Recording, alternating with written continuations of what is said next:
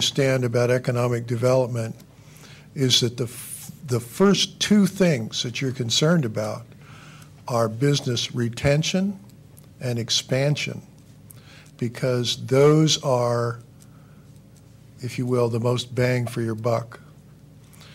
Recruiting business from outside, while glamorous, isn't really either of your first two choices. And that's a good thing, because here in Washington, for example, we're prohibited constitutionally from making a gift of public funds or resources. If Ford Motor Company wanted to build a new assembly plant, the state of Tennessee would write them a check for $100 million in a heartbeat. We can't do that in Washington. I'm not saying that we should be able to. I'm not sure that that's smart.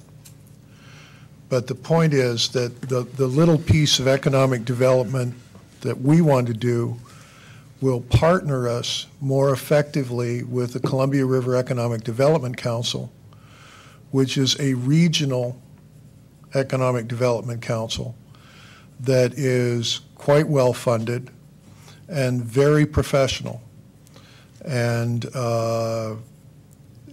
by having our own small staff, most of whom will actually be part-timers, I expect to see that we will be able to do a better job of letting what's called the site location or site selection community know a little bit more about Washougal, but also to work more closely with our existing businesses within Washougal and Camas, but also throughout Clark County and even the Portland area, to think about expansion, retention and expansion here in our immediate area.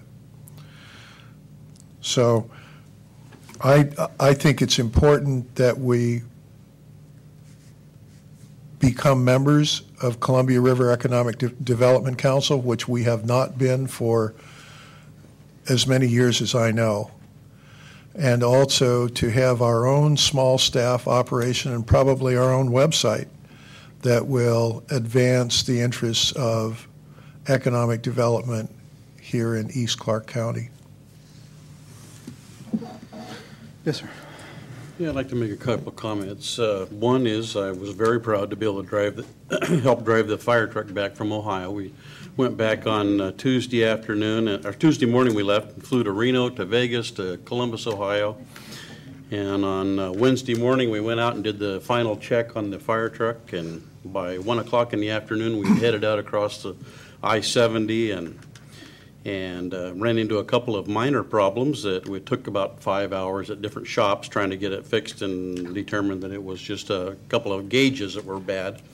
But other than that, we took off and averaged about 700 miles a day, which is a long day, but we got home yesterday afternoon at 4:30. And the reason I say that, one is it's something that after 32 years in the fire department, I always thought that would be a neat trip, and it was. It was a great trip. And good weather, too. My girlfriend asked if the chief and I had ever gotten mad at each other. And I said, well, we hadn't stopped alongside the road yet and worked each other over. So but we did. We really had a great trip, and it was fun to just talk about everything. And he has 35 years in his career, and I have 32. So we just talked about a lot of things. And I got to know Chief a lot better. But one thing about it is, here we sit with a brand new fire truck sitting out there, and it's $400,000. And when they put that out to bid, they had 3 or 4 other bids. And even though it sounds like a lot of money, the other bids came in right at that. Even if it was an off the assembly line fire truck, and this one was a custom built to our specifications, but the dollar's very, very little change in the dollar amount. But what I wanted to point out is that one of the things, and I very much appreciate all of you that come every Monday night to see what's going on here, because what I have gotten from City Council is the educational part of this thing. I can remember growing up in White Salmon and moving to Vancouver, and I heard my parents complain about how come the brand new street was built in And, 3 months later, they dug it all up again. And there's a reason that we've gone here and actually stopped that from happening in Washougal, but it was an educational part.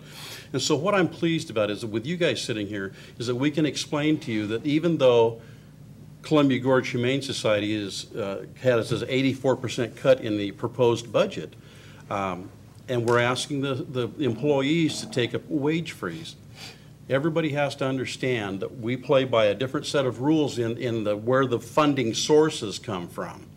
And David could tell you all of these things. We have, the water and sewer fund is one thing. A general fund is another. The money that we took, that we bought the fire truck with, were out of EMS fund, impact fees, excuse me. So even though they say, well, why did you buy a brand new fire truck? Because we can't use those dollars for these programs. And so if anybody has questions like that at all, get to one of us, get to the staff.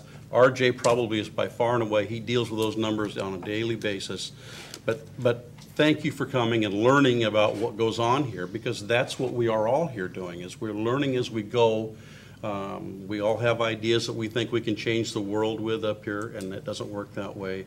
And occasionally we have to backtrack on our thought processes and figure out that there's rules we have to play by.